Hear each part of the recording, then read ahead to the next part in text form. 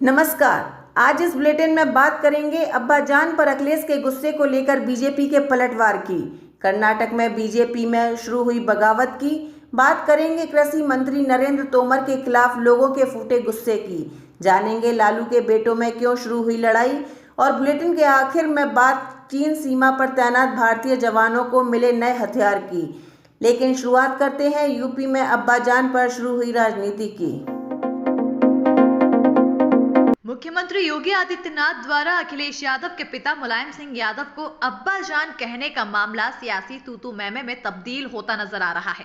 दरअसल अखिलेश यादव ने खुद को बीजेपी नेताओं से बड़ा हिंदू बताया था, तो अब सीएम योगी आदित्यनाथ ने राम मंदिर के बहाने उन पर निशाना साधा है। योगी ने तंज कसते हुए कहा कि उनके अब्बाजान मुलायम सिंह यादव कहते थे कि अयोध्या में परिंदे को भी पर नहीं मारने देंगे, लेकिन अब वहां राम मंदिर का निर्माण शुरू हो गया है। अगले 3 साल में वहां एक बड़ा भव्य मंदिर होगा।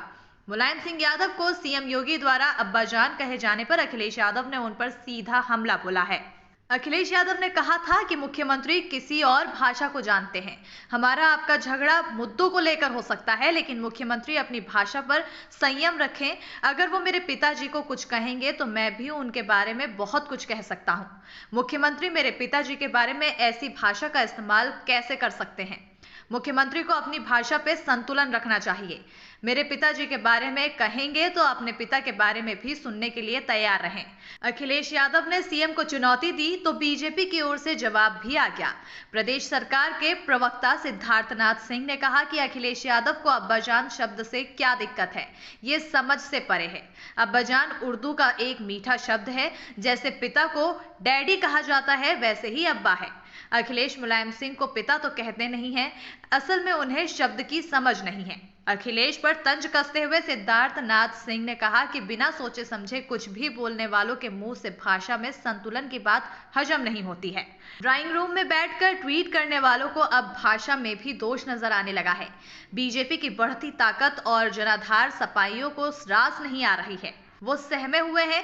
सपा को अपनी हार साफ साफ दिख रही है, इसलिए आदर सूचक और सम्मानजनक शब्दों की पहचान करना भी भूल गए हैं।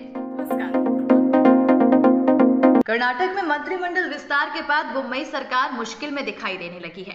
पहले तो मंत्री ना बनाए जाने को लेकर कई विधायक नाराजगी दिखा रहे थे, और अब जिन्हें मंत्री बनाया गया है वो विभागों को लेकर नाराजगी दिखा रहे हैं। आनंद सिंह और एमटीबी नागराज ने भी उन्हें विभाग को लेकर खुले तौर पर नाराजगी जाहिर की है, जिसके बाद अब मुंबई सरकार के भविष्य को लेकर सवाल खड़े हो गए हैं। येदियुरप्पा के शासनकाल में भी पार्टी के अंदर इसी तरह की नाराजगी की खबरें सामने आती रहती थी, जिस कारण से पार्टी के केंद्रीय नेतृत्व में येदियुरप्पा को पद से हटा दिया था। और अब कुछ ऐसी ही स्थिति बसवराज बोम्मई के सामने पैदा होने लगी है। अपने विभाग को लेकर खुले तौर पर नाखुशी जाहिर करने वाले एमटीबी नागराज और आनंद सिंह कांग्रेस जद गठबंधन छोड़कर 2019 में बीजेपी में शामिल हुए थे। नागराज ने ट्वीट किया, पूर्व मुख्यमंत्री बीएस येदियुरप्पा और मौजूदा मुख्यमंत्री बसवराज बोम्मई ने अपना वादा नहीं निभाया। मैं दिए गए विभाग से खुश नहीं हूं। अगले 2 से 3 दिनों में इस बारे में फैसला लूंगा। बता दें कि उनके पास पिछली सरकार में भी नगर प्रशासन मंत्रालय था और इस बार भी उन्हें यही दिया गया है। इसके अलावा लघु उद्योग और सार्वजनिक क्षेत्र उद्योग की अतिरिक्त जिम्मेदारी भी उन्हें सौंपी गई है। आनंद सिंह ने भी उन्हें मिले विभाग पर असंतोष व्यक्त किया है। उन्हें पर्यावरण, पारिस्थितिकी और पर्यटन विभाग दिया गया है। उन्होंने कहा है कि वो इस संबंध में मुख्यमंत्री से मिलेंगे, लेकिन ऐसा कोई कदम नहीं उठाएंगे जिससे पार्टी को शर्मिंदगी हो। सिंह के बयान पर टिप्पणी करते हुए बोम्मई ने कहा, मैं उन्हें बुलाकर बात करूंगा, वो मेरे अच्छे मित्र हैं।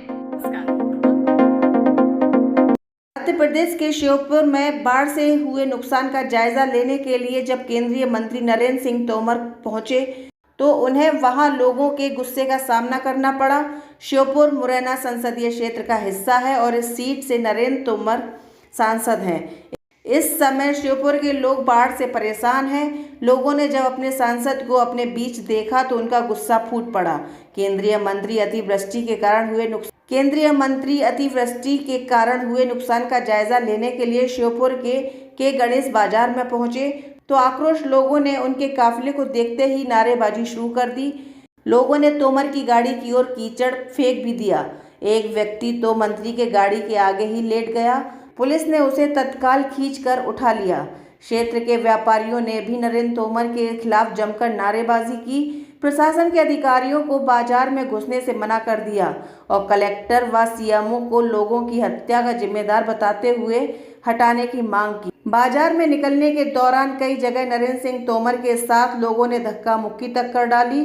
गणेश मंदिर पर लोगों ने केंद्रीय मंत्री का विरोध करते हुए काले कपड़े फेंके। एक जगह मंत्री के काफिले पर झाड़ू भी फेंकी गई तो मुख्य बाजार में लोगों ने केंद्रीय मंत्री पर तालियां बजाकर विरोध किया। स्थानीय लोगों ने तोमर से कहा कि प्रशासन ने बाढ़ के बारे में समय पर लोगों को सतर्क नहीं किया और यह जिला प्रशासन की विफलता है। शिवपुर के पुलिस अधीक्षक संपत उपाध्याय ने कहा कि लोगों ने मंत्री से शिकायत की कि उन्हें राहत देरी से पहुंची। उपाध्याय ने कहा कि मंत्री के काफिले का कोई वाहन क्षतिग्रस्त नहीं हुआ। बाद में केंद्रीय मंत्री ने भी स्वीकार किया कि प्रशासन ने ढिलाई बरती। इसके साथ उन्होंने प्रशासन का ये कहते हुए बचाव भी किया कि एक बांध टूटने की अफवाह ने भी समस्या पैदा की। तोमर ने आश्वासन दिया कि जिले को हर तरह की सहायता उपलब्ध कराई जाएगी। लालू प्रसाद यादव के परिवार में एक बार फिर से शीत युद्ध देखने को मिल रहा है। लालू के बड़े बेटे तेज प्रताप यादव एक बार फिर से तेजस्वी को राह रोकते हुए दिखाई दे रहे हैं। इन दिनों तेज प्रताप समर्थक कुछ ज़्यादा सक्रिय भी दिखाई दे रहे हैं। पटना की सड़कों पर आरजेडी की ओर से पोस्टर लगाए गए हैं जिनमें तेज प्रताप यादव की बड़ी बड़ी फोटो लगी हुई हैं। लेकिन हैरानी की बात तो ये है कि इन पोस्टरों में तेज प्रताप यादव के साथ तेजस्वी कहीं नजर नहीं आ रहे हैं। पोस्टरों में लालू और राबड़ी की तस्वीर तो नजर आ रही है लेकिन तेजस्वी गायब हैं। ये पोस्टर सड़कों पर ही नहीं बल्कि पटना की पार्टियों के दफ्तर में भी लगाए गए हैं। ये पोस्टर पटना में आरजेडी की छात्र इकाई की बैठक को लेकर लगाए गए हैं जिसे तेज प्रताप यादव ने बुलाया है, जिसमें संगठन से जुड़े सभी पदाधिकारियों को मौजूद रहने का आदेश जारी किया गया है। दावा किया जा रहा है कि तेज प्रताप के इशारे पर यह सब जानबूझकर किया गया है। तेज प्रताप तेजस्वी से उस बात का बदला लेना चाहते हैं जो उनके समर्थकों ने 11 जून को पार्टी की स्थापना दिवस के मौके पर किया था। दरअसल आरजेडी के 25वें स्थापना दिवस के मौके पर लगाए गए पोस्टर से तेज प्रताप यादव की तस्वीर गायब थी। पोस्टर में जगह न मिलने पर तेज प्रताप यादव काफी नाराज थे। मंच पर भी उनकी ये नाराजगी दिखी थी और जब तेज प्रताप को मौका मिला तो उन्होंने इसका बदला लेने में देरी नहीं लगाई। इसके साथ ही ये भी साफ हो गया कि आरजेडी के अंदर सब कुछ ठीक नहीं चल रहा है। तेज प्रताप और तेजस्वी यादव के बीच शीत युद्ध जारी है। लद्दाख में लाइन ऑफ एक्चुअल कंट्रोल पर चीन के सामने तैनात भारतीय सैनिकों को अब अत्याधुनिक अमेरिकी राइफल उपलब्ध कराई जा रही है। लद्दाख के न्योमा फॉरवर्ड बेस पर तैनात सैनिकों को अमेरिकी सिग साउर 716 असॉल्ट राइफल और स्विस MP9 पिस्टल गन दी गई है। आतंकरोधी अभियानों में जुटे सुरक्षा बलों को 72,500 आधुनिक और घातक राइफल उपलब्ध कराने के बाद भारत ने चीन सीमा पर तैनात सैनिकों के लिए 75,000 राइफलों का ऑर्डर दिया था। इन्हें पूर्वी लद्दाख में चीन सीमा पर तैनात सैनिकों को सौंपा जाएगा। 7.62 गुणित 51 मिलीमीटर कैलिबर के इन राइफलों से दुश्मनों को 500 मीटर की दूरी से ही ढेर किया जा सकता है। इसके लिए पिछले साल अक्टूबर में अमेरिकी कंपनी सिग साउर से 780 करोड़ रुपए का सौदा किया गया था। नई राइफल इंसास राइफल की जगह ले रहे हैं जिसका उत्पादन ऑर्डिनेशन फैक्ट्रीज बोर्ड की ओर से किया गया था। प्लान के मुताबिक 1.5 लाख अमेरिकी राइफल आतंकरोधी अभियानों में जुटे सैनिकों और सीमा पर तैनात जवानों को दिए जाएंगे। अन्य सुरक्षा कर्मियों को AK-203 राइफल्स दिए जाएंगे जिसका उत्पादन अमेठी के हथियार फैक्ट्री में भारत और रूस द्वारा संयुक्त रूप से किया जा रहा है।